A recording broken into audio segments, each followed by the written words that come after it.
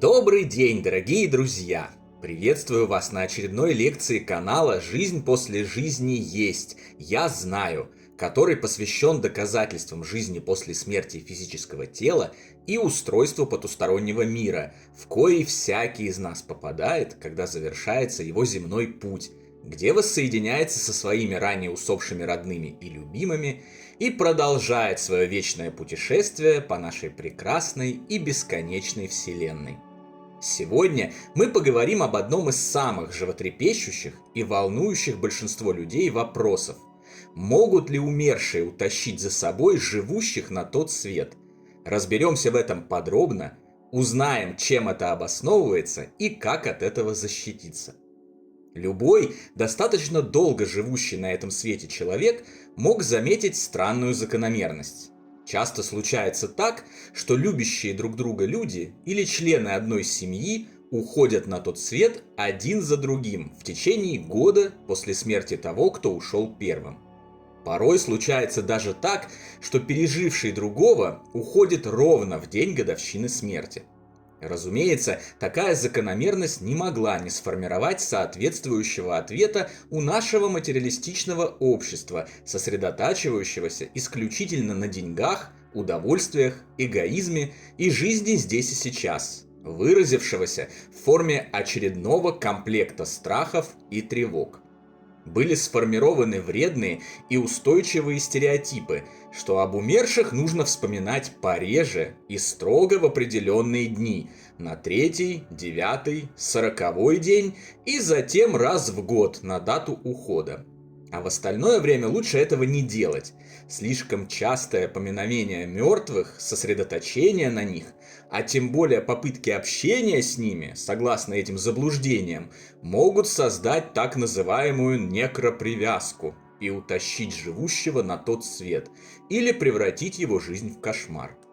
Появились и укоренились различные приметы к смерти, выдумки об одержимости ушедшими, басни о том, что с той стороны нам отвечают только бесы и слуги сатаны, суеверие о том, что если в семье умер кто-то один, то в течение года обязательно умрут еще двое, и прочие бредни, укреплению которых старательно помогает армия мошенников и шарлатанов, различных потомственных ведьм, гадалок и так называемых экстрасенсов, никакими способностями не обладающих, но яростно пытающихся погреть руки на потустороннем мире и скорбящих людях, запугав их как можно большим количеством историй о страшных мертвецах.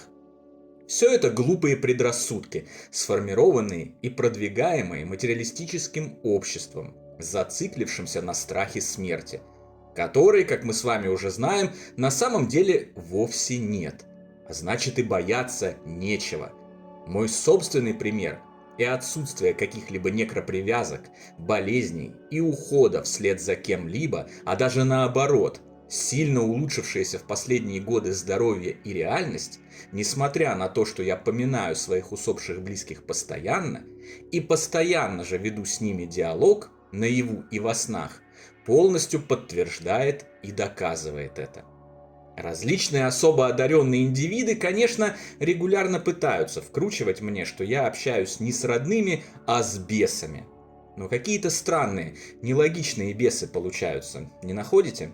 Они несут с собой исключительно любовь, добро, тепло, свет, заботу, советуют совершать побольше добрых дел за отпущенное мне время, не проявлять равнодушия, не отворачиваться от страждущих, помогать тем, кто в этом нуждается, и улучшают мою жизнь и здоровье. Как по мне, очень странное для бесов поведение. Включив хотя бы одну извилину в мозге, которая совершенно точно есть у каждого, становится очевидно, что никакие это не бесы. И все же факт налицо. Действительно, довольно часто так случается, что когда умирает один супруг, вслед за ним, через короткое время, уходит и другой.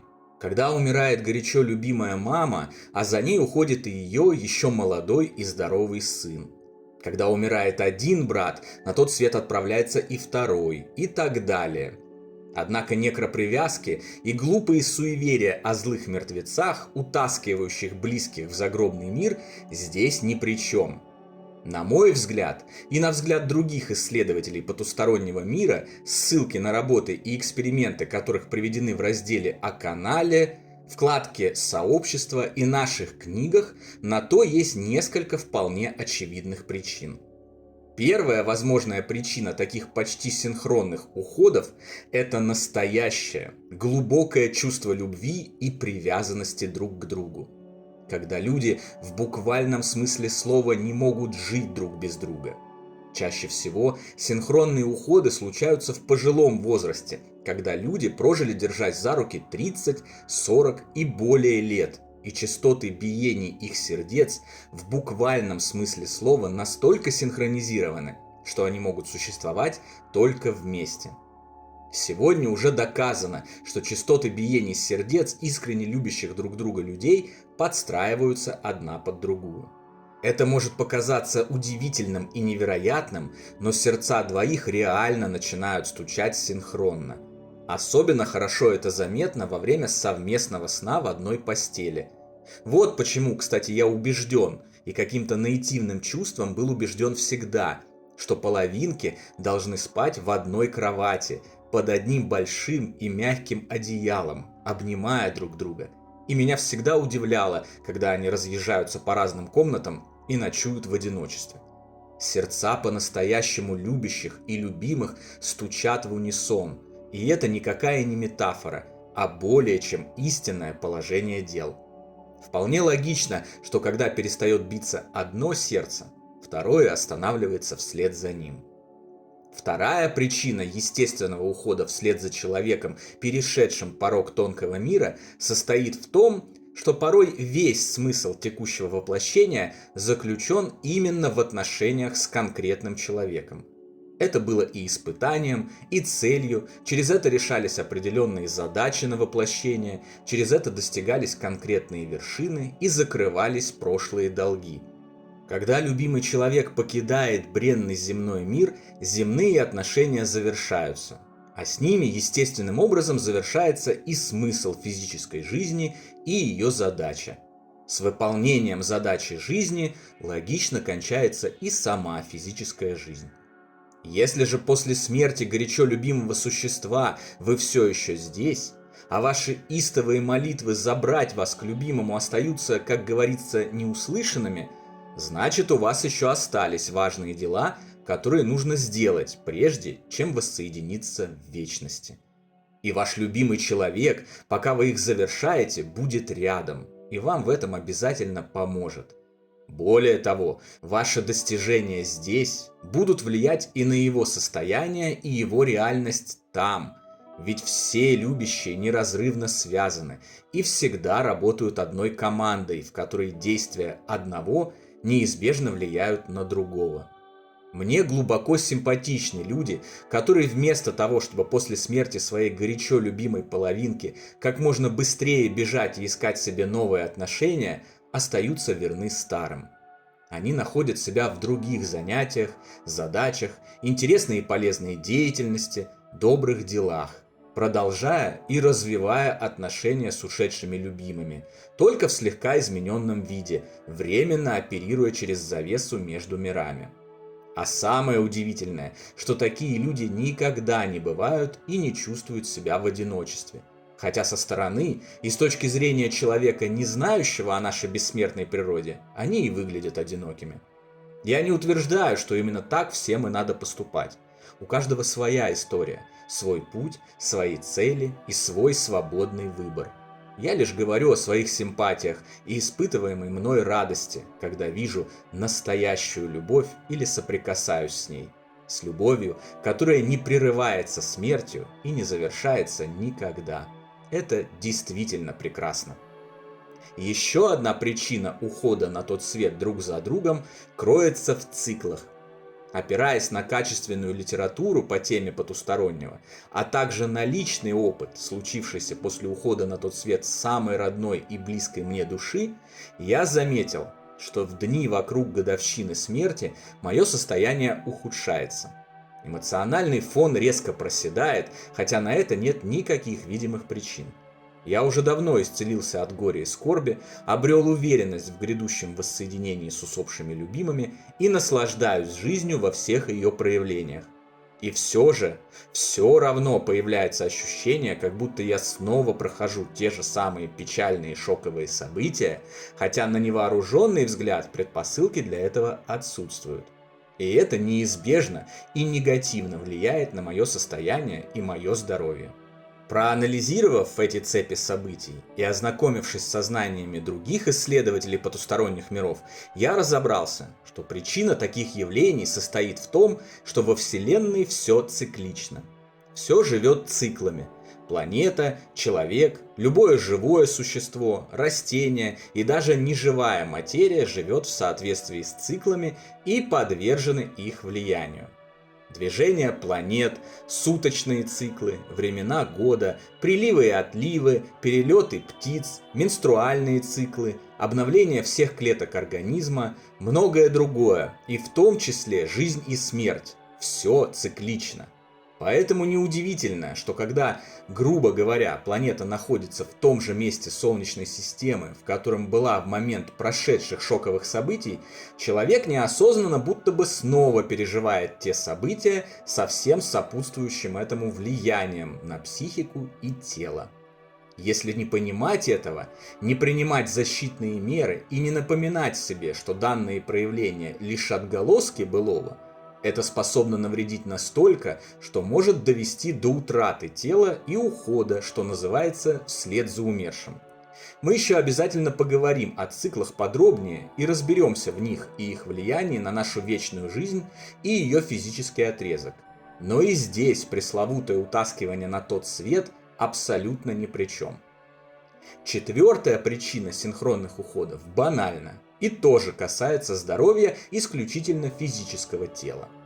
Потеряв любимых и близких, мы часто забываем о своем здоровье, ввергаем себя в пучины отчаяния, стресса, горя и печали, теряем сон, забываем о правильном питании и регулярном отдыхе. Все это мгновенно и неизменно отражается на психике, сознании, энергиях тонких духовных тел, а через них сказывается и на состоянии материального тела.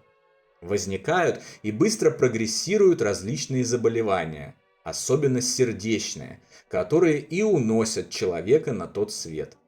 Подробнее и во всех деталях о таком неразрывном влиянии психики и духа на тело мы говорим в нашей книге «Онкология и душа. Исцеление при помощи духовного мира». Рекомендуем не останавливаться только на видео и прочитать эту книгу, чтобы узнать больше по теме грамотного управления психическим, а значит и физическим здоровьем. Наука и медицина уже перестали отрицать очевидную связь большинства болезней с состоянием тонких тел человека. Это большой шаг вперед от материального к духовному. Не за горами полное признание этого факта и появление новых методов лечения неизлечимых или не до конца понятных сегодня заболеваний, таких как, например, рак. Возвращаясь к теме лекции, подведем итог сказанного. Синхронные уходы друг за другом действительно случаются регулярно и повсюду, но в них нет ничего зловещего.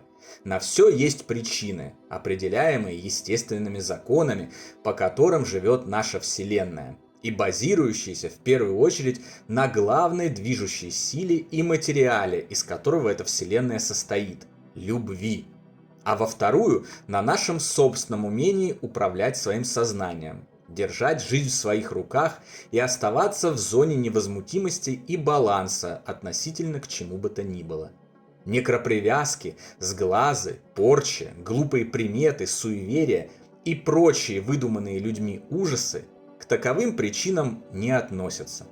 Не относятся и не будут относиться, сколь бы ни пытались с пеной у рта убедить вас в этом невежественные личности, погрязшие в страхах и тревогах и не желающие изучить заботливо собранные исследователями потустороннего мира знания.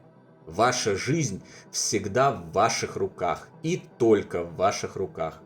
Никто на нее не влияет более, чем вы, и только вы решаете, куда и как вам ее направить. Наши ушедшие родные, любимые и близкие заинтересованы в том, чтобы мы прожили долгую, счастливую и деятельную жизнь.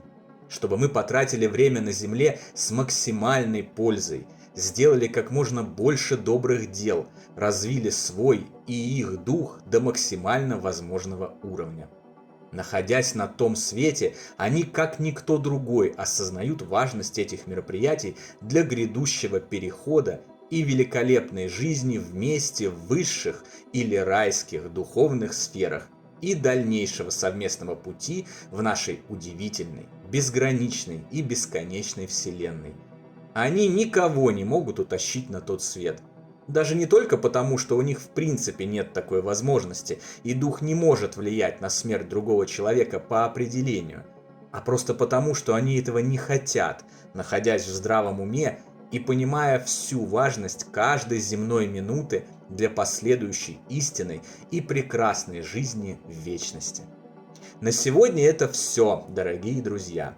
Не забудьте подписаться на наш канал, чтобы получить доступ к другим нашим лекциям, а также не пропустить следующую лекцию, которая, как обычно, состоится здесь же послезавтра. А пока не забывайте, что вы не просто тела из плоти и крови, живущие в среднем 60-80 лет, но могущественные, бессмертные духовные создания, боги и богини, способные абсолютно на все, и рожденные с призванием творить добро, свет и любовь. Всего вам самого лучшего, прекрасного и замечательного.